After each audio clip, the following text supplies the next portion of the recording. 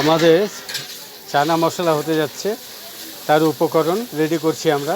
এবার পেঁয়াজ রসুন ভাজা হচ্ছে। এবারে দেব আমরা একটু হালকা ঠান্ডা জল।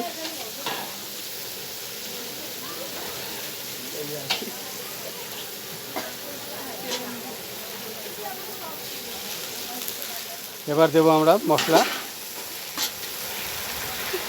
2 প্যাকেট জিরার গুঁড়া, 2 প্যাকেট লঙ্কার গুঁড়া,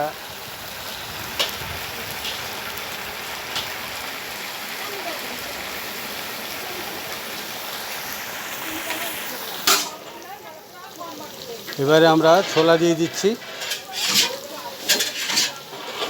ছোলা ভটোরার ছোলা তৈরি হচ্ছে।